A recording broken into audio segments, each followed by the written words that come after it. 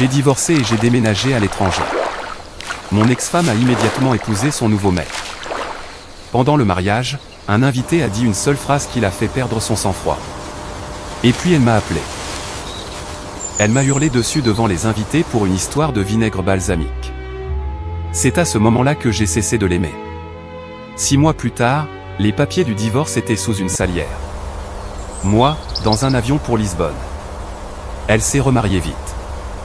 Un mariage dans un vignoble. Tout était parfait jusqu'à ce que le toast d'un invité détruise tout. Puis elle m'a appelé, hurlant. J'étais à plus de 6000 km. Enfin, je respirais. Je m'appelle Raymond Cole. J'ai 54 ans. Et il y a 6 mois, j'ai fait quelque chose dont la plupart des hommes de mon âge ne font que rêver pendant leur trajet matinal.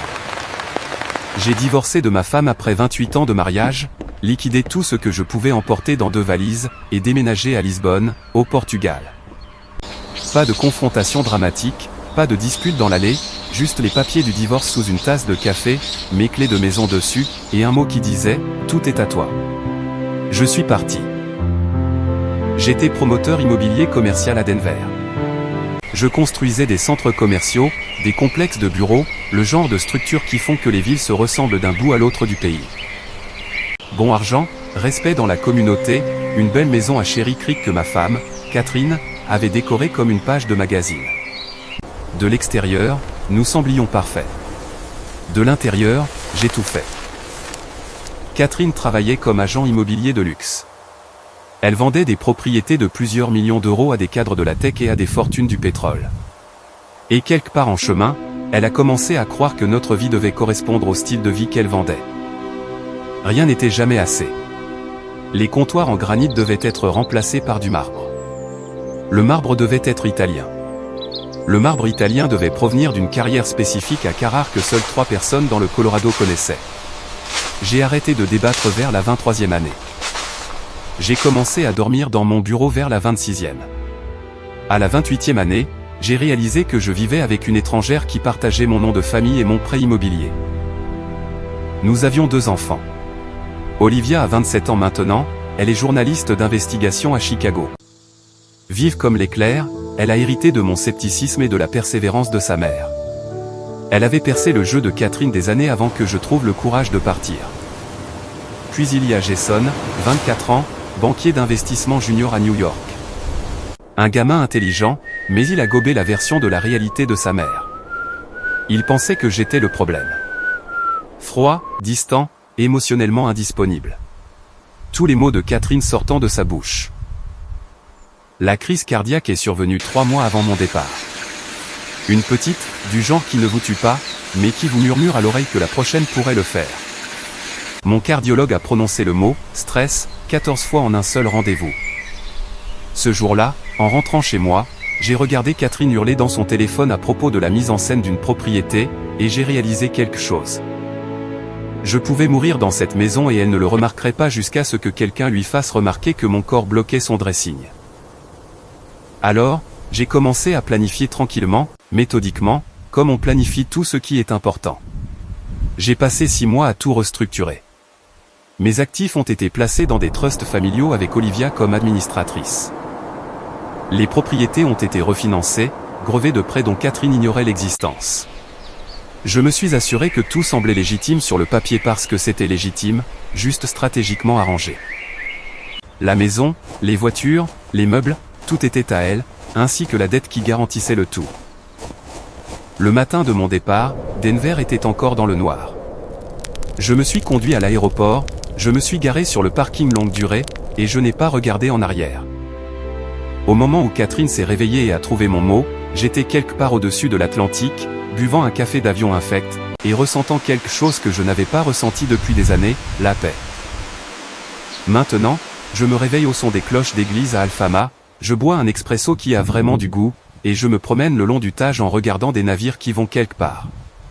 Je peins mal. Je nage dans l'océan. J'ai appris assez de portugais pour commander du vin et m'excuser pour mon terrible portugais. Je n'ai pas parlé à Catherine depuis mon départ. Je n'ai pas consulté ses réseaux sociaux. Je n'ai pas demandé à des amis communs. Je savais déjà comment ça se passerait. Elle ferait son deuil pendant une semaine, serait enragée pendant 2, puis trouverait quelqu'un de nouveau pour combler le vide. Et j'avais raison. J'ai divorcé et j'ai déménagé à l'étranger.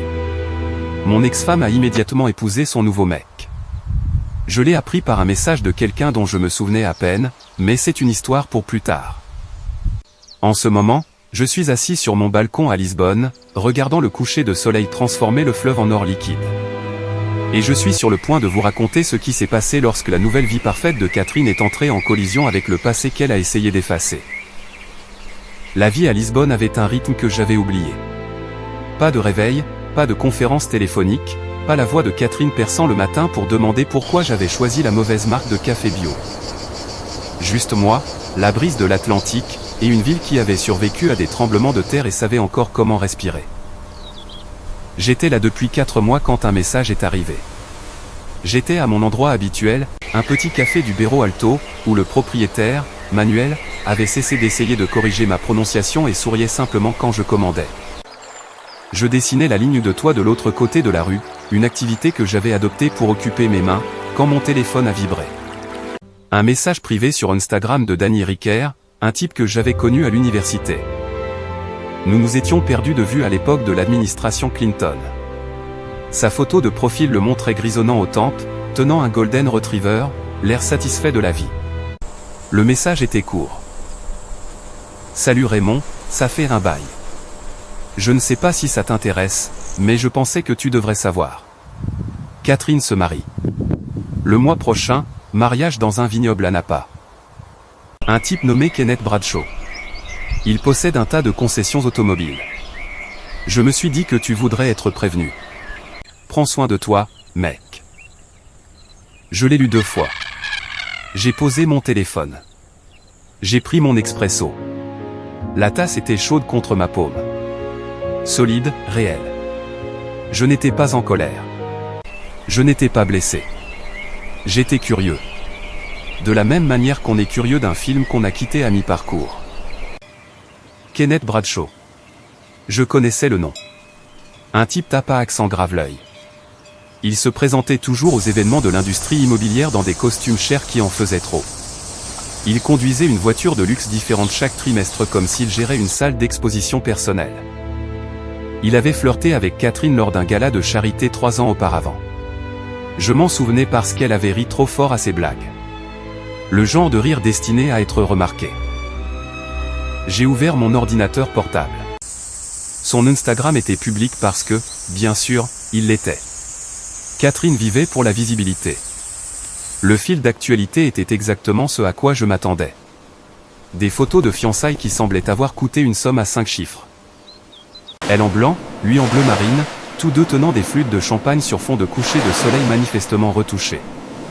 Les légendes étaient de la poésie écrite par quelqu'un qui n'avait jamais lu de poésie. Quand on sait, on sait. J'ai enfin trouvé mon pour toujours. Certaines personnes valent la peine d'attendre. J'ai parcouru les commentaires. Des amis la félicitant, des clients la flattant, quelques âmes courageuses posant des variantes de « Qu'est-il arrivé à Raymond ?» Ces commentaires avaient été supprimés, mais les trous dans la numérotation les trahissaient. Puis j'ai vu le lieu, Seven Hills Vineyard, Napa Valley, Californie. Quelque chose a fait tilt dans mon cerveau, froid et précis. J'ai fermé Instagram et ouvert mes fichiers. Il m'a fallu 10 minutes pour le trouver. Enfoui dans un dossier intitulé « Vieux projet ». C'était là, une brochure d'il y a 15 ans. Seven Hills Vineyard, opportunité d'investissement. Catherine et moi y étions allés en voiture un week-end, à l'époque où nous passions encore des week-ends ensemble. Elle avait détesté. Elle avait dit que c'était trop calme, trop rustique, pas son style. J'ai feuilleté le PDF jusqu'à trouver la page dont je me souvenais. Une section sur les spécifications techniques pour l'organisation d'événements.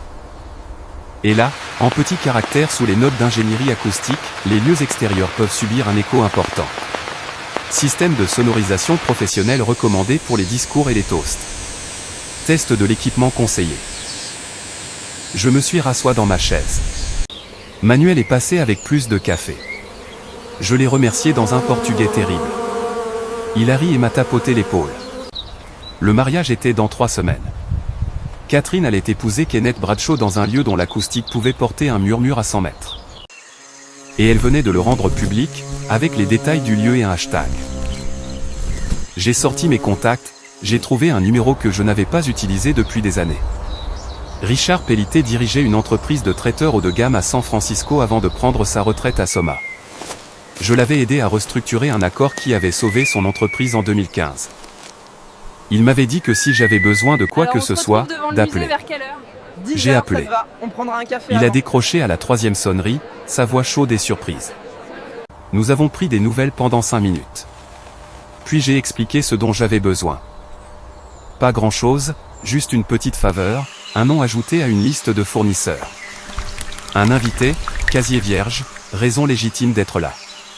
Richard est resté silencieux un instant, puis il a ri, un rire bas et compréhensif. Tu sais quoi, Raymond, a-t-il dit. Je pense que je peux t'aider avec ça. Considère que c'est fait. Je l'ai remercié, j'ai raccroché et j'ai fini mon café. Le soleil se couchait sur le Tage, peignant tout en or et en orange. Je n'allais pas au mariage. Je n'en avais pas besoin. Mais j'allais m'assurer qu'il soit mémorable. Olivia m'a appelé 2 jours après avoir parlé à Richard. C'était tôt le matin à Lisbonne, ce qui signifiait tard le soir à Chicago. Elle n'appelait jamais sans raison. Ma fille a hérité de ma tendance à être efficace avec les mots. Papa, dit-elle quand j'ai décroché, sans salutation. J'ai vu l'Instagram de maman. Le mariage. Kenneth Bradshaw. Tu es au courant. Je suis sorti sur mon balcon, le téléphone collé à l'oreille. En bas, un musicien de rue installait son accordéon. Je sais. Et quoi? Et tu vas bien? Sa voix s'adoucit légèrement, comme elle le faisait quand elle essayait de lire entre mes lignes. Je vais bien, ma chérie. Mieux que bien. Les choix de ta mère ne me concernent plus. Silence à l'autre bout du fil. Alors. Jason y va. Il est l'un des garçons d'honneur. Ça m'a arrêté net. J'ai posé mon café. Il est quoi? Kenneth le lui a demandé personnellement. Maman a présenté ça comme un grand honneur. Famille recomposée, nouveau départ. Jason a tout gobé.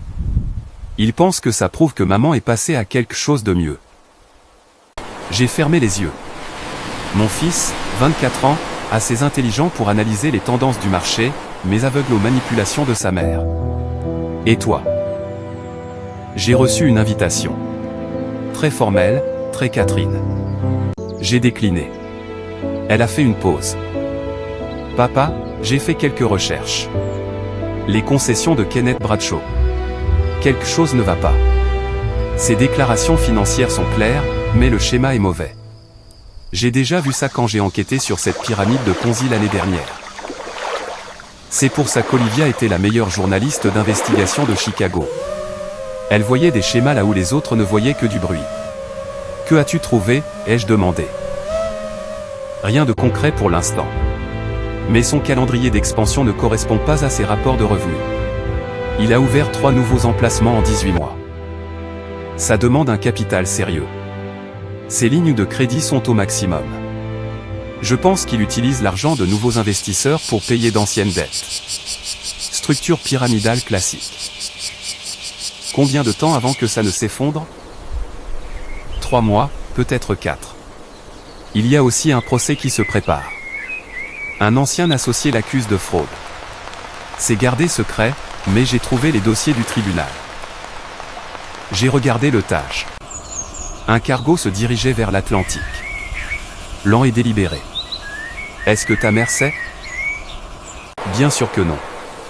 Elle voit les voitures, les propriétés, le style de vie. Elle ne regarde jamais sous le capot. La voix d'Olivia devint plus dure. Papa, Jason est lié à ça. Si Kenneth tombe publiquement, ça éclaboussera tous ceux qui lui sont associés.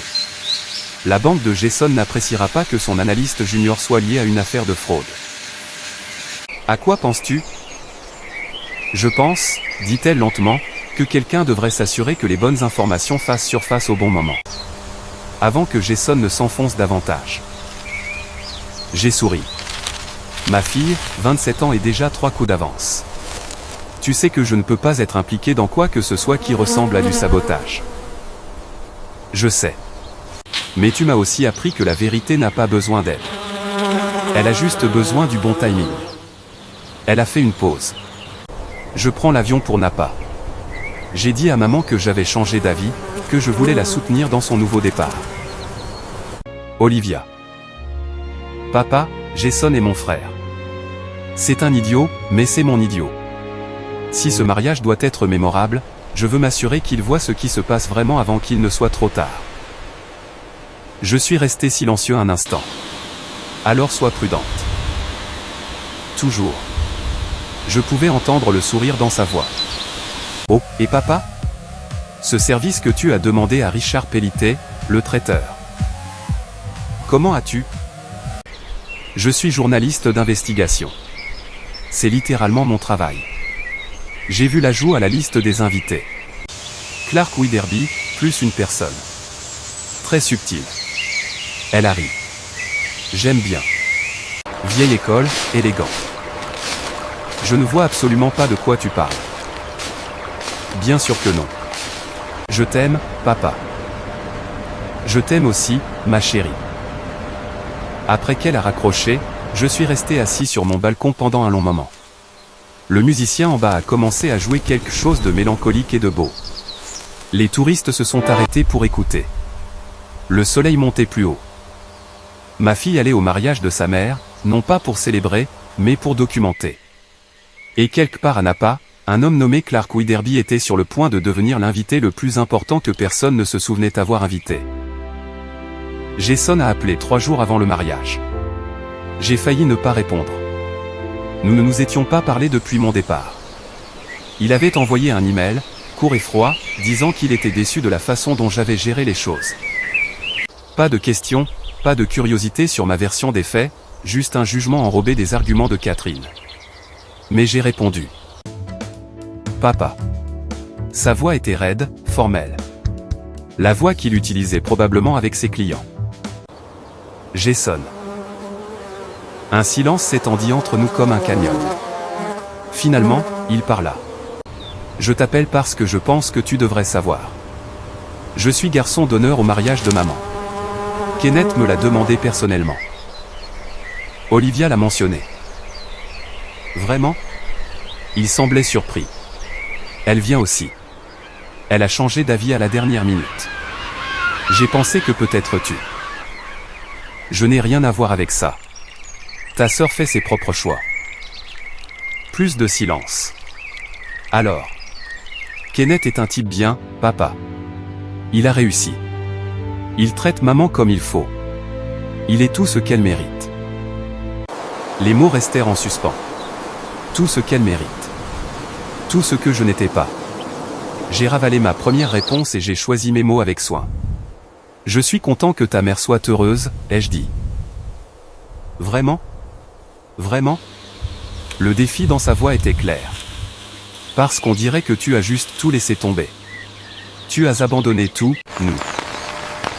J'ai abandonné un mariage qui me tuait, Jason. Pas toi ou ta sœur. On ne dirait pas. Tu as laissé un mot sur le comptoir comme si tu démissionnais d'un job. Je me suis levé, j'ai commencé à faire les 100 pas. Ta mère et moi avons été ensemble pendant 28 ans. Pendant 23 de ces années, j'ai essayé d'être à la hauteur. D'atteindre des standards qui changeaient chaque fois que je m'en approchais. J'ai eu une crise cardiaque, Jason. Mineure, mais réelle. Le médecin m'a dit que le stress allait finir ce que la génétique avait commencé. Alors, j'ai fait un choix. En fuyant? En me sauvant la vie. Ma voix était plus dure maintenant. Et si tu penses que c'est de la faiblesse, alors ta mère t'a bien appris. Il était silencieux. Je pouvais entendre le trafic en arrière-plan. Le bruit de New York. Jason, dis-je, plus doucement maintenant. Je connais Kenneth. Pas bien, mais assez. Promets-moi juste quelque chose. Quand tu seras là-haut à regarder ta mère se marier, fais attention. Pas à ce que les gens disent, à ce qu'ils ne disent pas. Qu'est-ce que ça veut dire? Ça veut dire que les meilleurs investisseurs posent des questions. Ils vérifient. Ils regardent les fondamentaux, pas seulement la performance. J'ai fait une pause. Tu es bon à ça. N'arrête pas de le faire juste parce que c'est la famille. Je n'ai pas besoin de conseils de carrière, papa. Je ne parle pas de ta carrière. Je parle de ton jugement. Je suis retourné sur le balcon. Kenneth Bradshaw a construit quelque chose d'impressionnant. Très impressionnant. Demande-toi comment il a fait. Demande-toi si les chiffres collent. Tu essaies d'empoisonner tout ça. J'essaie de te protéger. Il y a une différence. De quoi? D'être un dommage collatéral quand la performance ne correspond pas à la réalité. Jason est resté silencieux un long moment. Puis, je dois y aller. Le dîner de répétition est dans quelques jours. Je dois préparer mon toast. Jason. Au revoir, papa. La ligne a été coupée. J'ai posé mon téléphone, j'ai regardé Lisbonne. La ville se réveillait complètement maintenant, se remplissant de sons, de mouvements et de vie. Quelque part à New York, mon fils était en colère contre moi pour être parti. Quelque part à Chicago, ma fille faisait sa valise et se préparait à documenter un désastre. Et quelque part dans la Napa Valley, Catherine était sur le point d'épouser un homme dont l'empire était bâti sur des fondations qui commençaient déjà à se fissurer. J'ai repris mon téléphone. J'ai envoyé un seul texto à Olivia. Garde un œil sur ton frère. Sa réponse est arrivée immédiatement. Déjà dessus. Le dîner de répétition a eu lieu sans moi, mais Olivia envoyait des mises à jour comme si elle couvrait une actualité de dernière minute. Des textos courts, des observations cliniques, aucune émotion, juste des faits. Arrivé. Catherine a l'air nerveuse. Kenneth surcompense. Le toast de Jason parlait de nouveau départ. Ne t'a pas mentionné une seule fois. Clark Widerby vient de se présenter à Kenneth. A dit qu'il était un vieil ami de la famille. Kenneth a marché. Ce dernier texto m'a fait sourire. J'étais assis dans mon appartement à Lisbonne, buvant du Porto et regardant le trafic fluvial. L'image de Kenneth Bradshaw serrant la main d'un fantôme était satisfaisante d'une manière que je ne pouvais pas tout à fait articuler. Olivia a appelé une heure plus tard. Je pouvais entendre un bruit de fond, de la musique et des conversations qui filtraient. « Il est parfait, papa, dit-elle doucement. Je pouvais dire qu'elle était sortie. Clark, je veux dire. Milieu des 70 ans. Il ressemble au grand-père de quelqu'un. Il a toute cette histoire sur le fait qu'il connaît la famille de Catherine de la Côte. Complètement fictif, mais il le vend magnifiquement. Je ne connais personne du nom de Clark Widerby, dis-je prudemment. Elle a ri. C'est ça. Bien sûr que non. Bref, Kenneth l'a présenté à Catherine. Elle a eu l'air confuse pendant environ 3 secondes, puis elle a juste souri et joué le jeu. Tu sais comment elle est. N'admets jamais qu'elle ne sait pas quelque chose. Comment va ton frère? La pause m'a tout dit. Il est à fond dedans, papa. Il a porté son toast sur la façon dont Kenneth représente tout ce qu'un vrai homme devrait être. Réussi, confiant, engagé. Le sous-texte n'était pas subtil. Et toi? J'ai souri, applaudi et joué la fille qui soutient. Puis j'ai passé 20 minutes dans la salle de bain à consulter les registres publics sur mon téléphone. Les concessions de Kenneth ont demandé une prolongation pour leur rapport trimestriel. Ce n'est jamais bon signe. Son principal prêteur a réduit sa ligne de crédit le mois dernier. Et il y a un ancien associé qui est sur le point de déposer une plainte civile pour fraude. Je me suis redressé. Dans combien de temps? La date de dépôt est fixée à 2 semaines après le mariage, mais les documents préliminaires circulent déjà dans les cercles juridiques. Si la banque de Jason en entend parler avant le mariage, il pourrait commencer à se poser des questions sur son jugement. Catherine sait-elle quelque chose de tout ça? Tu plaisantes? Elle est trop occupée à planifier la chorégraphie de la réception. Elle a même un calendrier pour le moment où les gens sont censés pleurer pendant ses vœux. J'ai vu le document. C'est codé par couleur. Je pouvais l'imaginer parfaitement. Catherine transformant son mariage en une production. Chaque moment mis en scène pour un impact maximal. Et Clark? Quel est son rôle dans tout ça? Il va porter un toast demain. Pendant la réception. Il a spécifiquement demandé un créneau. A dit quelque chose sur le fait d'honorer les vieilles amitiés et les nouveaux départs. L'organisatrice du mariage a adoré. Catherine l'a approuvé sans poser de questions. Et Kenneth? Kenneth pense que c'est un beau geste. Tu sais, traditionnel, classe. Il n'a aucune idée de ce qui l'attend. La voix d'Olivia a changé, est devenue plus sérieuse. Papa, qu'as-tu dit exactement à Clark de dire? Je ne lui ai rien dit de spécifique.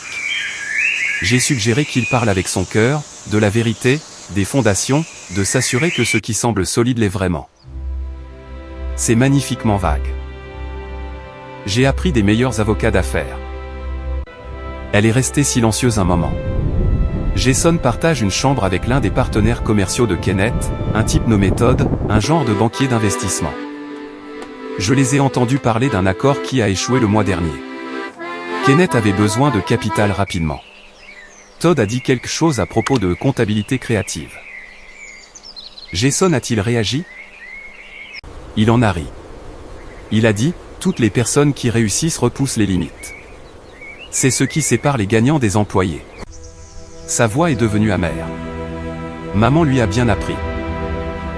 Fais juste attention à lui demain. Quand les choses deviendront intéressantes. Définir intéressante. Je pense que tu le sauras quand tu le verras. Après avoir raccroché, je suis sorti sur mon balcon.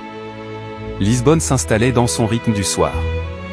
Quelque part de l'autre côté de l'Atlantique, ma fille se préparait à voir la journée parfaite de mon ex-femme se compliquer.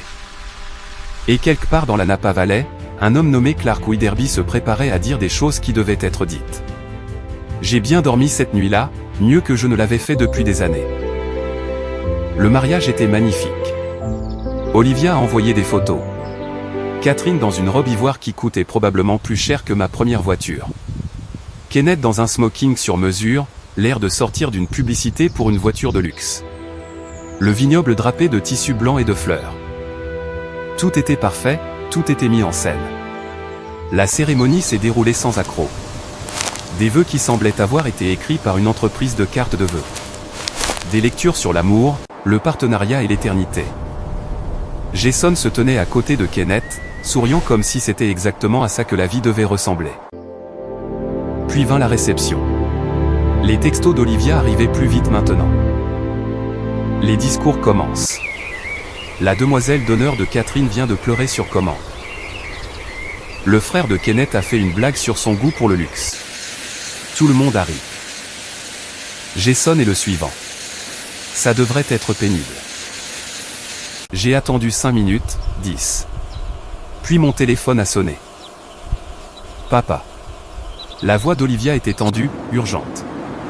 Tu dois entendre ça. J'enregistre. Elle a dû tenir son téléphone en l'air car soudain, j'ai pu entendre la réception.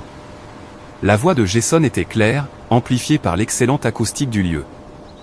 Kenneth Bradshaw est le genre d'homme que nous devrions tous aspirer à être, disait mon fils. Il a bâti un empire grâce à son travail acharné et sa vision. Il traite ma mère comme une reine. Il m'a montré à quoi ressemble le vrai succès. À Kenneth et Catherine, que votre avenir soit aussi brillant que votre passé est oublié. Aussi brillant que votre passé est oublié. La pique était claire. J'étais le passé, l'échec, la chose qu'ils avaient dépassée. Applaudissements. Bruit de verre qui trinque. Puis la voix d'Olivia est revenue. C'est au tour de Clark. C'est parti. Le bruit de la foule s'est calmé. J'ai entendu quelqu'un s'éclaircir la gorge. Puis une voix, plus âgée, mesurée, portant le genre d'autorité qui fait que les gens écoutent. Bonsoir à tous. Je m'appelle Clark Widerby, et je connais la famille Bradshaw depuis de nombreuses années. Le mensonge a été livré avec une confiance parfaite. Je voulais prendre un moment pour célébrer cette union, mais aussi pour parler de quelque chose d'important. La vérité. La réception est devenue plus silencieuse. Je pouvais l'entendre à travers le téléphone. Catherine, vous êtes absolument radieuse. Kenneth, vous avez clairement fait forte impression. Il a fait une pause. Je suis dans les affaires depuis longtemps, j'ai vu beaucoup de contrats, beaucoup de partenariats. Et ceux qui durent sont bâtis sur des fondations solides. Pas des apparences, pas des promesses. Des fondations. Une autre pause, plus longue cette fois. Alors, je veux porter un toast à Catherine et à sa seconde chance au bonheur. Et à Raymond, où qu'il soit ce soir. Probablement quelque part au calme, probablement en train de peindre, probablement enfin capable de respirer. Sa voix a porté à travers le vignoble comme si elle était conçue pour cela. Catherine, j'espère que tu es sûre d'avoir fait un meilleur échange, ma chérie. Parce que de là où je suis, on dirait que tu as peut-être échangé la terre ferme contre des sables mouvants. Silence de mort. Le genre qui rend l'oxygène épais. Mais bon, a poursuivi Clark, la voix plus légère maintenant. Qu'est-ce que j'en sais? Je ne suis qu'un vieil homme qui croit qu'il faut poser des questions. Comme, comment quelqu'un ouvre-t-il 3 concessions en 18 mois sans financement traditionnel? Ou pourquoi un homme d'affaires prospère a-t-il besoin de restructurer ses lignes de crédit chaque trimestre? Ou que se passe-t-il quand la musique s'arrête et que tout le monde cherche une chaise? Je pouvais entendre du mouvement maintenant, de la confusion, quelqu'un essayant d'atteindre le microphone. Quoi qu'il en soit, dit Clark, concluant en douceur, au couple heureux. Que votre pour toujours soit plus fort que votre passé, et que vous obteniez tous les deux exactement ce que vous méritez. Puis la ligne est devenue chaotique. Des voix qui se chevauchent. Quelqu'un qui crie. La musique qui démarre soudainement. Trop fort. Essayant de couvrir le désastre. Olivia est revenue, essoufflée. Papa. Oh, putain. Catherine vient de sortir en courant. Le visage de Kenneth est violet. Jason a l'air d'avoir été percuté par un camion. La moitié de la salle est sur son téléphone. L'autre moitié fait comme si de rien n'était. Où est Catherine maintenant? Dehors. Je la vois par la fenêtre. Elle fait les 100 pas. Elle vient de sortir son téléphone. Olivia a fait une pause. Oh mon Dieu, elle appelle quelqu'un. Papa, je crois qu'elle t'appelle. Mon téléphone a vibré. Le nom de Catherine s'est allumé sur l'écran. Un numéro que j'avais supprimé mais que je reconnaissais encore. Je dois y aller, ai-je dit à Olivia. Papa, garde un œil sur ton frère. Il va avoir besoin de toi. J'ai changé d'appel. Catherine? Toi. Sa voix tremblait de rage. Tu as fait en sorte que quelqu'un s'incruste à mon mariage. Tu as monté ça. Tu as placé cet homme. Je ne vois absolument pas de quoi tu parles. Je suis au Portugal. Ne me mens pas. Ce discours, ces questions, c'était toi. Vraiment?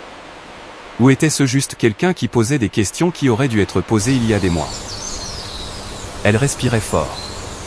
Je pouvais l'imaginer debout dans sa robe coûteuse, le maquillage parfait, son monde s'effondrant. Tu es un lâche, Raymond. Tu l'as toujours été. Tu n'as pas pu m'affronter toi-même, alors tu as envoyé un homme de main pour gâcher ma journée. Ta journée n'est pas gâchée à cause de moi, Catherine. Elle est gâchée parce que tu l'as construite sur du sable en prétendant que c'était du roc. Je te déteste. Je sais. Mais ce n'est plus mon problème. J'ai gardé ma voix calme.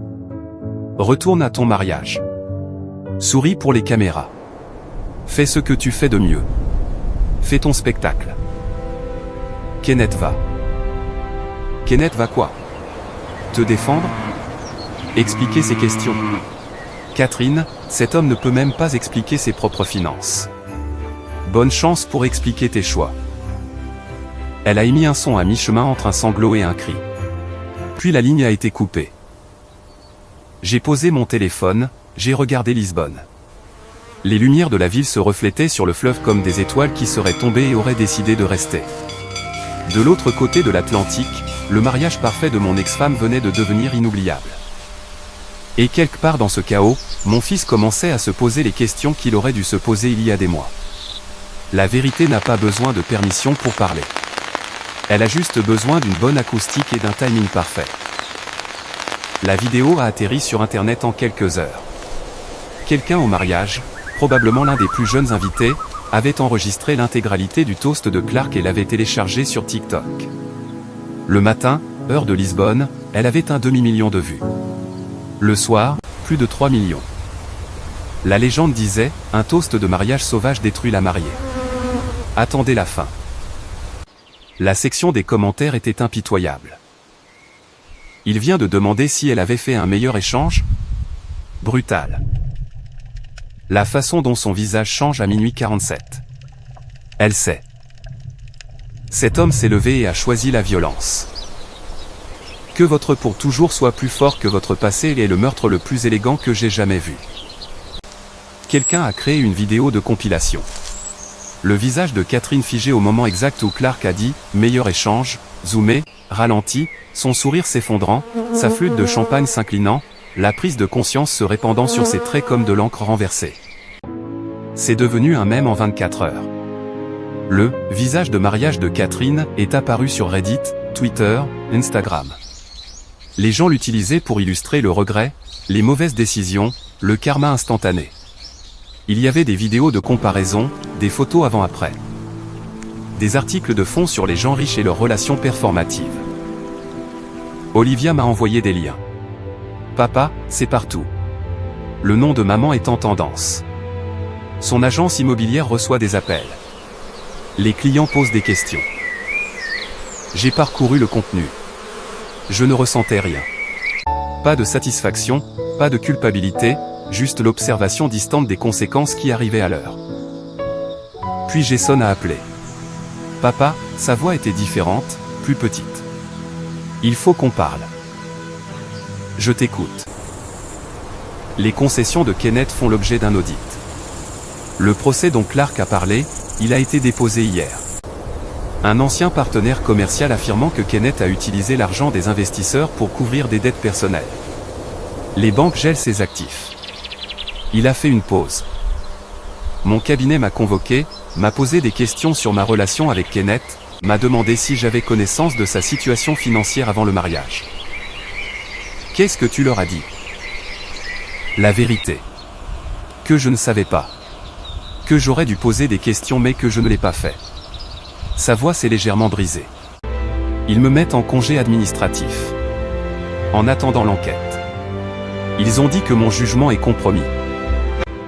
J'ai fermé les yeux. Je suis désolé, mon fils. Vraiment? Parce que tu savais. Tu savais que ça allait arriver et tu m'as laissé foncer dedans quand même. Je t'avais prévenu. Je t'ai dit de regarder les fondamentaux. Tu as appelé ça du sabotage. Tu aurais pu me dire la vérité directement au lieu de jouer à des jeux avec des invités placés et des avertissements cryptiques. Aurais-tu écouté? Si j'avais appelé et dit « Kenneth Bradshaw est un escroc », m'aurais-tu cru? Ou aurais-tu défendu ta mère et m'aurais-tu traité d'amère? Silence, long et lourd. Je ne sais pas, a-t-il finalement dit. Peut-être que tu as raison. Peut-être que je n'aurais pas écouté. Il a expiré, d'une voix tremblante. Olivia m'a aidé. Elle a sorti tous les registres publics. M'a tout montré. Les procès, les saisies, le schéma de fraude remontant à 3 ans. Tout était là. Je ne voulais tout simplement pas le voir. Ta mère a cet effet sur les gens. Elle te donne envie de croire à sa version de la réalité. Elle ne me parle pas, dit Jason doucement. J'ai essayé de l'appeler, de lui demander si elle était au courant des problèmes de Kenneth. Elle a dit que je la trahissais, que je choisissais ton camp. Puis elle a raccroché. Je suis désolé. La vidéo est partout, papa. Tout le monde l'a vue. Les gens au travail, les amis, tout le monde. Ils me demandent tous si c'est ma mère. Si je savais que le mariage allait imploser. Il a ri, un rire amer et sec. J'étais le garçon d'honneur qui faisait l'éloge de Kenneth. C'est dans une vidéo aussi. Moi, le qualifiant de modèle de réussite. C'est un clip maintenant. Dans les compilations, ça a mal vieilli. Ça passera. Internet va vite. Vraiment? Parce que ma carrière pourrait ne pas y survivre. Mon jugement est publiquement documenté comme étant terrible. Qui va me faire confiance pour des décisions financières alors que je n'ai pas pu voir un escroc juste en face de moi? Je voulais lui dire que ça irait, qu'il s'en remettrait. Mais Jason avait 24 ans et apprenait une dure vérité. Certaines erreurs vous suivent. Certaines conséquences ne se soucient pas des intentions. Olivia reste avec moi quelques jours, a-t-il dit. Elle essaie de m'aider à déterminer les prochaines étapes. Elle a dit que tu lui avais appris à tout vérifier, à ne jamais faire confiance aux apparences. C'est une bonne sœur. Elle l'est. Il s'est tu. Papa, j'avais tort à ton sujet. Sur pourquoi tu es parti. Je pensais que tu étais faible, mais tu ne l'étais pas. Tu as juste vu ce que je ne pouvais pas voir. Et tu es sorti avant que ça ne te détruise. Ça a failli me détruire. J'ai eu une crise cardiaque, Jason. Mineure, mais réelle. Le chaos de ta mère me tuait à petit feu. Je suis parti pour survivre. Je comprends maintenant. Je suis désolé de ne pas l'avoir fait avant. Nous avons parlé encore 20 minutes. Il m'a posé des questions sur Lisbonne, sur ma peinture, sur si j'étais heureux. Je lui ai dit la vérité, que je l'étais. Que partir avait été la décision la plus difficile et la meilleure que j'ai jamais prise. Quand nous avons raccroché, je suis resté sur mon balcon à regarder les bateaux de pêche rentrer au port. Le soleil se couchait, peignant tout en or. Mon fils m'avait de nouveau appelé papa, s'était excusé, avait vu à travers le spectacle de sa mère la vérité qui se cachait en dessous. De l'autre côté de l'Atlantique, le mariage parfait de Catherine était viral pour toutes les mauvaises raisons. L'empire de Kenneth s'effondrait en temps réel, et mon fils apprenait que parfois, la chose la plus forte que l'on puisse faire est de s'éloigner des gens qui ne peuvent pas vous voir clairement. J'ai versé un verre de vin, je l'ai levé vers l'océan. À la vérité, ai-je dit à voix haute, et au courage de l'affronter. Les concessions de Kenneth Bradshaw ont déposé le bilan 3 semaines après le mariage. Le procès est devenu public. Fraude aux investisseurs, détournement de fonds, comptabilité créative qui faisait passer Enron pour des amateurs. La couverture médiatique a été étendue. Le nom de Catherine était dans tous les articles. Épouse de l'homme d'affaires déchu Kenneth Bradshaw. Agent immobilier de luxe marié à un suspect de fraude. Son agence lui a discrètement demandé de prendre un congé. Les appels des clients ont chuté de 70% en une semaine. Olivia m'a envoyé les documents du tribunal. Je les ai lus en buvant mon café du matin sur mon balcon. La maison que Catherine et Kenneth avaient achetée ensemble avait 3 hypothèques. Les voitures étaient louées à des taux qui suggéraient le désespoir. Les comptes joints ont été vidés par les créanciers dans les 48 heures suivant le dépôt de bilan. Tout ce que Catherine pensait avoir gagné en épousant Kenneth a disparu plus vite qu'il n'était apparu. Mon téléphone a sonné. Olivia. Papa, tu dois entendre ça. Je viens de raccrocher avec maman. Sa voix était tendue, contrôlée. Elle est poursuivie en justice. Les créanciers de Kenneth ont découvert qu'elle avait reçu des cadeaux et des transferts pendant leur bref mariage. Ils prétendent qu'elle était au courant de la fraude, qu'elle a bénéficié de l'argent volé aux investisseurs. Le savait-elle? Elle jure que non. Mais papa, les preuves sont accablantes. Kenneth lui a acheté une voiture 2 semaines avant le mariage. 40 000 € en liquide provenant d'un compte qui était financé par le capital des investisseurs. Légalement, elle est responsable. Combien demande-t-il? 280 000 €. Plus les frais de justice. Olivia a fait une pause. Elle ne les a pas. La maison que tu lui as laissée. Tu te souviens de tous ces refinancements que tu as fait avant de partir? Ceux dont elle n'était pas au courant. Exactement. Il s'avère que la maison vaut moins que ce qui est dû. Elle ne peut pas la vendre sans subir de pertes. Elle ne peut pas emprunter contre elle. Elle est piégée. Et Kenneth? Kenneth a disparu. Littéralement. Ses avocats ne le trouvent pas. On suppose qu'il s'est enfui quelque part sans extradition. Au Brésil, peut-être. Ou au Costa Rica. Elle a ri, un rire sec et bref. Maman l'a épousé il y a 6 mois. Maintenant, elle est seule avec ses dettes et une vidéo virale qui se lance chaque fois que quelqu'un tape son nom sur Google. T'a-t-elle demandé de l'aide? Elle a d'abord appelé Jason. Il lui a dit qu'il gérait sa propre crise de carrière à cause de son association avec Kenneth. Puis elle m'a appelé, m'a demandé si je pouvais lui prêter de l'argent. J'ai dit non.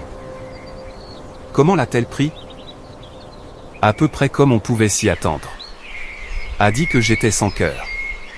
Que la famille est de la famille. Qu'elle m'avait mieux élevé que ça. La voix d'Olivia s'est durcie. Je lui ai dit qu'elle m'avait élevé à vérifier les faits avant de prendre des décisions et qu'elle aurait dû vérifier Kenneth avant de l'épouser. Ça a dû bien passer. Elle a raccroché, puis m'a envoyé un texto disant que je suis comme toi. Froid, calculateur, incapable d'amour véritable. Elle a fait une pause. Je l'ai pris comme un compliment. J'ai souri malgré moi. Comment va ton frère? Mieux. Son cabinet l'a retiré du congé administratif après 2 semaines. Ils ont tout examiné, ont déterminé qu'il n'avait aucune connaissance réelle de la fraude de Kenneth. Mais papa, sa réputation en a pris un coup. Il a été réaffecté à une plus petite division, moins de contact avec les clients, moins de visibilité. Il faudra des années pour reconstruire la confiance. Il y arrivera. Il est intelligent et résilient. Il l'est, et il apprend. Il m'a appelé hier soir et m'a dit qu'il remettait en question ses anciennes hypothèses sur toi et maman, qu'il réévaluait tout. Il a dit qu'il n'arrivait pas à croire à quel point il avait été aveugle. On voit tout ce qu'on veut voir jusqu'à ce qu'on ne puisse plus. Olivia est restée silencieuse un moment. Puis, papa, il y a autre chose. La vidéo virale. Elle est utilisée dans les écoles de commerce maintenant. Comme une étude de cas sur les échecs de la diligence raisonnable. Sur comment ne pas évaluer un partenaire. Le mariage de maman est littéralement enseigné comme un exemple de ce qui arrive quand on privilégie l'image à la substance. C'est regrettable. Vraiment? Parce que je pense que c'est la justice. Elle a passé des décennies à construire sa vie sur les apparences. Maintenant, tout le monde peut voir ce qui se passe quand les fondations ne sont pas réelles. Nous avons parlé pendant 1 heure de plus. Elle m'a parlé d'une nouvelle enquête sur laquelle elle travaillait. Une fraude d'entreprise dans une start-up technologique. Elle a appelé ça « chercher les écarts entre ce que les gens prétendent et ce qu'ils peuvent prouver ». C'est toi qui m'as appris ça, a-t-elle dit. Toi et ta sortie silencieuse. Tu n'as pas fait de bruit. Pas menacé. Pas combattu. Tu t'es juste protégé, tu as tout documenté, et tu es parti. C'est ça, la vraie force. Après avoir raccroché, je suis resté assis à regarder le Tage. Un cargo se dirigeait vers l'Atlantique. Lent, stable, délibéré. Catherine avait perdu tout ce pourquoi elle m'avait échangé. Kenneth était parti, sa carrière était endommagée, sa réputation détruite, ses finances en ruine, et elle s'était fait tout ça à elle-même en choisissant le tape à accent grave-l'œil plutôt que la fondation. Je ne me sentais pas victorieux. Je me sentais fatigué et reconnaissant. Reconnaissant d'être parti quand je l'ai fait. Reconnaissant que ma crise cardiaque ait été un avertissement plutôt qu'une fin. Reconnaissant pour la vie tranquille que j'avais bâtie sur un terrain solide. Mon téléphone a vibré. Un texto de Jason. Je commence une thérapie la semaine prochaine. Olivia a recommandé quelqu'un. Je pense que je dois comprendre pourquoi j'ai défendu maman si longtemps. Pourquoi je ne pouvais pas voir ce qui était juste en face de moi. Merci d'avoir essayé de me prévenir même quand je ne voulais pas écouter. J'ai répondu, fier de toi, mon fils. Ça demande un vrai courage. Sa réponse a été immédiate. J'ai appris du meilleur. 8 mois après le mariage, les choses ont commencé à s'installer dans une nouvelle normalité. Kenneth Bradshaw a été inculpé de 17 chefs d'accusation de fraude aux investisseurs. Catherine a vendu la maison avec une perte importante et a emménagé dans un petit appartement dans un quartier qu'elle appelait autrefois « en transition ». Sa licence d'agent immobilier a été suspendue dans l'attente d'une enquête éthique. Jason m'appelait tous les dimanches. Nous parlions pendant 1 heure, parfois plus. Il se reconstruisait lentement. Son cabinet l'a muté dans une autre division, travaillant avec de plus petits clients, des contrats moins prestigieux. Il m'a dit que c'était humiliant mais nécessaire.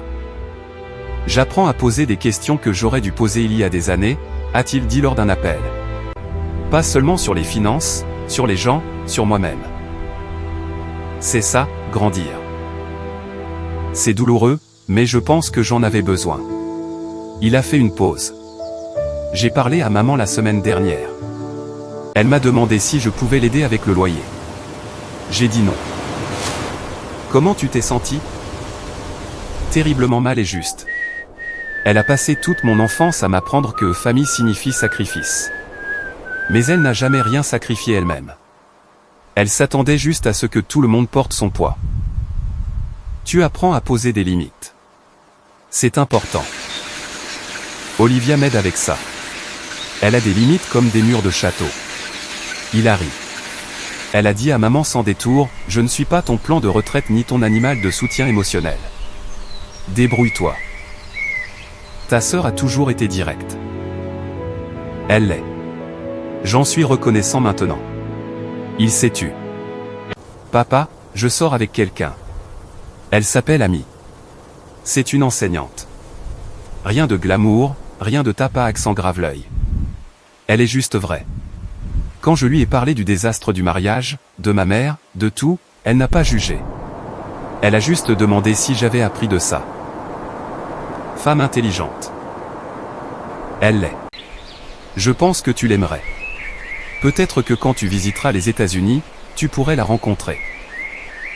J'aimerais ça. Quand penses-tu venir? En fait, je pensais venir à Lisbonne pour une semaine, si ça te va. Je veux voir où tu vis, comprendre ce que tu as construit après être parti. Nous avons fixé des dates. Dans 3 mois, Jason viendrait pour une semaine. Nous explorerions la ville ensemble. Je lui montrerai le café où je dessinais, la plage où je nageais, la vie tranquille qui m'a sauvé.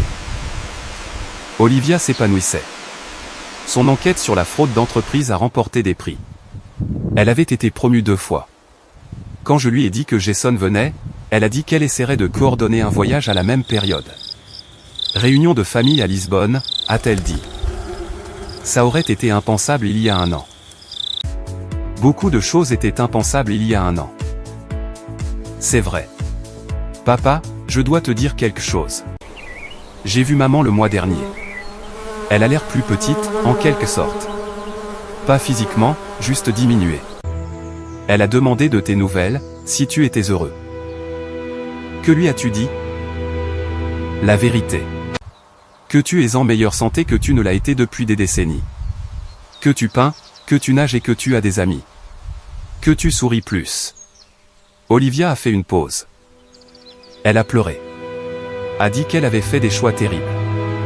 Qu'elle aurait aimé écouter quand tu as demandé une thérapie. Le regret est un professeur sévère.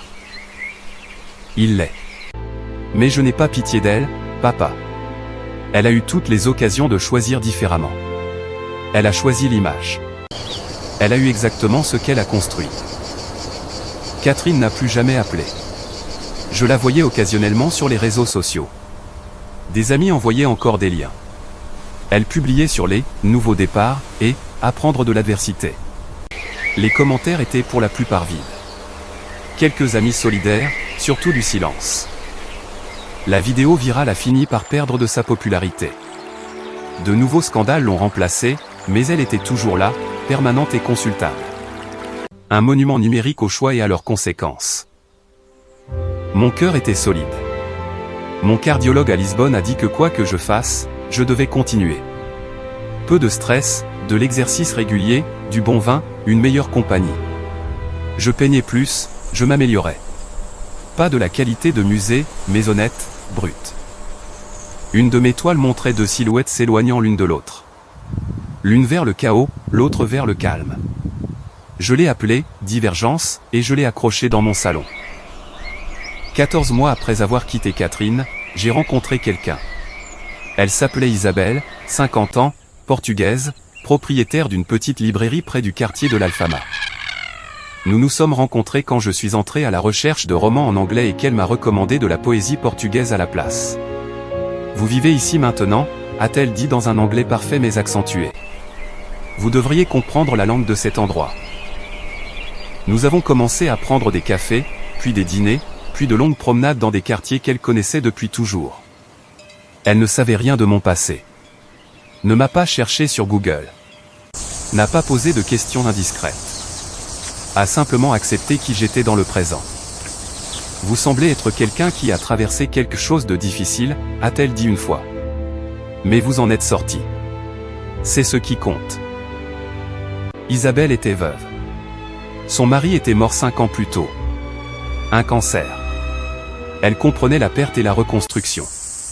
Nous avons comparé nos notes comme des architectes discutant des fondations. La deuxième fois que tu construis quelque chose, a-t-elle dit, tu le construis mieux parce que tu sais ce qui a vraiment du poids.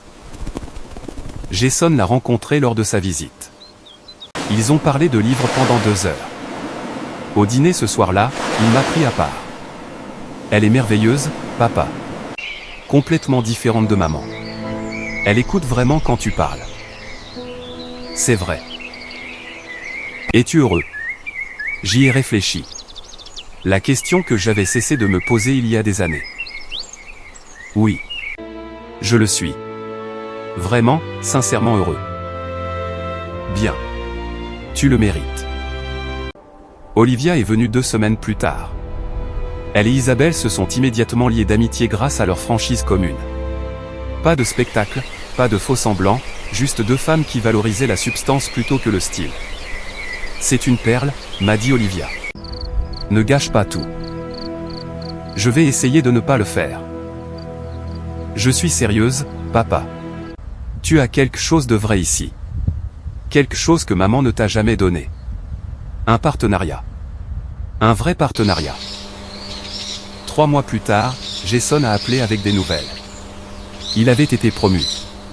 Son cabinet reconnaissait son jugement reconstruit, son approche prudente, sa volonté de poser des questions difficiles. Ils ont dit que je suis l'analyste le plus minutieux qu'ils aient maintenant, a-t-il dit, la fierté claire dans sa voix. Parce que je vérifie tout. Je ne crois rien sur parole. Je suis fier de toi, mon fils. J'ai appris de toi. À la dure. Mais j'ai appris. Catherine a finalement déposé le bilan. Les procès, la dette, la maison à perte. Elle n'a pas pu se relever. Ses parents l'ont aidée à déménager en Arizona, loin des souvenirs de la Californie. J'ai entendu dire qu'elle travaillait dans le commerce de détail, vendant des meubles, bien loin de l'immobilier de luxe. Je ne me sentais pas triomphant, juste triste pour les années perdues. Pour la femme qui aurait pu être une partenaire mais qui a choisi d'être une actrice à la place. Kenneth Bradshaw a été condamné à 12 ans de prison fédérale. Fraude aux investisseurs, fraude électronique, blanchiment d'argent. Alors on se retrouve Les concessions ont été liquidées. 10 heures, ça te va. Les victimes ont récupéré environ 30 centimes par euro. Un soir, Isabelle et moi étions assis sur mon balcon. Le soleil se couchait sur le Tage, peignant tout dans des tons d'ambre et de rose. Elle lisait de la poésie portugaise à voix haute, me traduisant des passages. Je dessinais son profil. « Tu sais ce que j'aime chez toi » dit-elle soudainement. « Dis-moi. » Tu es présent. Complètement présent. Pas en représentation. Pas en train de planifier 3 coups d'avance. Juste là. Il m'a fallu 54 ans pour apprendre ça. Mieux vaut tard que jamais, sourit-elle. Tes enfants reviendront-ils bientôt? Jason prévoit Noël ici. Olivia viendra peut-être pour le nouvel an. Ils veulent rencontrer tes enfants. Famille recomposée à notre âge, rit-elle. Ma mère aurait des opinions. Laisse-la les avoir. Nous construisons quelque chose de réel. C'est tout ce qui compte. Elle a pris ma main. Nous sommes restés assis à regarder le fleuve passer de l'or à l'argent à mesure que le soleil disparaissait. Des navires passaient, se dirigeant vers le large. Des oiseaux de mer criaient. La ville s'installait dans son rythme du soir. J'ai pensé à l'homme que j'avais été, stressé, étouffant, mourant lentement dans une belle maison avec une femme qui ne l'a jamais vu. Cet homme me semblait être quelqu'un que j'avais connu en passant mais que je n'avais jamais compris. Cet homme, assis sur un balcon à Lisbonne avec une femme qui connaissait son présent mieux que son passé, était quelqu'un pour qui je m'étais battu pour devenir. Quelqu'un qui a choisi la paix plutôt que la performance, la vérité plutôt que l'image, la fondation plutôt que la façade. Mon téléphone a vibré. Un texto de Jason. Ami a dit oui. Nous sommes fiancés. Pouvons-nous organiser le mariage à Lisbonne? Petit, vrai, juste les gens qui comptent. Toi et Isabelle pourriez aider à planifier. J'ai montré le message à Isabelle. Elle a souri, les yeux brillants. Dis-lui oui, a-t-elle dit. Dis-lui que nous serions honorés. J'ai répondu, félicitations, mon fils. Lisbonne semble parfait. Nous le rendrons magnifique. Du bon genre de magnifique. Sa réponse est arrivée immédiatement. Merci, papa. Pour tout. Pour m'avoir montré à quoi ressemble la vraie force. Je t'aime. J'ai posé mon téléphone, j'ai regardé Isabelle, le fleuve, la ville que j'avais choisi d'appeler mon chez-moi. C'est bien, ai-je dit. Oui, a convenu Isabelle. C'est très bien. Et pour la première fois depuis plus longtemps que je ne pouvais m'en souvenir, je n'attendais pas que le couperet tombe. Je ne planifiais pas de sortie. Je ne me préparais pas au chaos. Je vivais, tout simplement. Pleinement, honnêtement, sur un terrain solide.